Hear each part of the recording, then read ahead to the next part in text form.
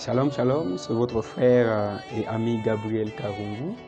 Je fais cette courte vidéo pour essayer d'édifier un tout petit peu le corps du Christ qui est l'Église. Vraiment, nous traversons une période très difficile. Très difficile. Il nous recommande dans Romains 12, 2 de ne pas nous conformer à ces siècles, de ne pas marcher selon ces siècles, oui, de ne pas marcher selon les principes de ce monde, oui. Les non-chrétiens peuvent faire ceci ou cela, mais nous, étant chrétiens, il y a des choses que nous ne pouvons pas faire. Il y a des choses qu'étant chrétiens, nous ne pouvons jamais faire. Oui. On dit que nous sommes les membres du corps du Christ. Nous sommes tous les membres d'un seul corps. Et si un organe de ces membres souffre, c'est tout le corps en entier qui souffre. Mais vous, mon frère, toi, ma soeur, qu'est-ce qui se passe aujourd'hui? Qu'est-ce qui se passe aujourd'hui? Vous commencez à exposer les serviteurs de Dieu. Prions pour les hommes de Dieu. Au lieu de les condamner, au lieu de les exposer, prions pour ces hommes. Vraiment que Dieu nous pardonne. Que Dieu pardonne cette génération fascinée par les réseaux sociaux, fascinée par l'internet. Que Dieu nous pardonne énormément. Parce que, mon Dieu, que Dieu nous pardonne. Prions pour le serviteur de Dieu. Prions pour le servant de Dieu. Que Dieu nous accorde vraiment la grâce d'avancer, d'aller de l'avant. Et surtout que Dieu nous épargne des scandales. Que Dieu vous bénisse abondamment. Frères et sœurs, changeons de mentalité. Ce n'est pas de cette manière que nous pouvons continuer. Oui, c'est un homme de Dieu tombe, c'est un homme comme tous les autres. C'est un homme comme tous les autres. C'est normal.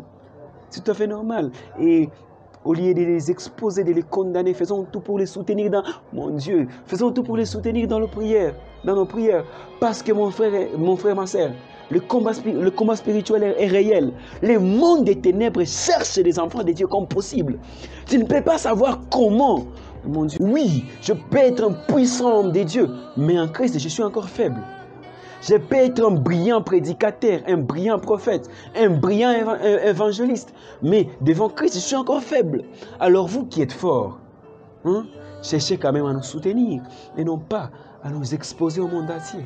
C'est pas vraiment bien. C'est pas vraiment bien. Qui pourrais-je dire aujourd'hui Christ s'il arrive aujourd'hui, ou l'apôtre Paul, ou Timothée ou qui? Nous devons nous soutenir. Étant le membre d'un seul corps, nous devons nous soutenir. La Bible nous recommande que les forts puissent soutenir les faibles. Mais aujourd'hui, mon Dieu, que les forts puissent soutenir les faibles. Mais qu'est-ce qui se passe aujourd'hui? Ceux qui prétendent être forts ne soutiennent pas les faibles. Cherchent à exposer les faibles.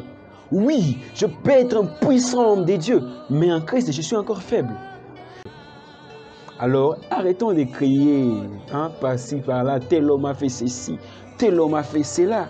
Mais toi, mon frère, toi, ma soeur, tu es dans l'impudicité, dans la pornographie, dans la masturbation, mais personne ne te voit. Mais parce que personne ne te voit, tu vas exposer les hommes de Dieu. Mais pourquoi? Pourquoi? Tu aimerais aussi qu'on puisse t'exposer. Mais c'est pas bien, c'est pas vraiment bien. C'est pas vraiment bien. Nous devons nous soutenir, étant le membre d'un seul corps. Certaines personnes nous appellent les hommes de Dieu. On ne les appelle pas les dieux avec des majuscules, mais on les appelle des hommes de Dieu. Donc ce sont des hommes et non pas des dieux avec des majuscules. Dieu est parfait, mais un homme n'a jamais été parfait. Jamais, jamais. Ce n'est que Christ. Et nous ne sommes pas encore arrivés à la stature parfaite de Jésus-Christ. Donc, nous sommes faillibles. Alors, arrêtons de crier, par-ci, par-là, tel homme a fait ceci.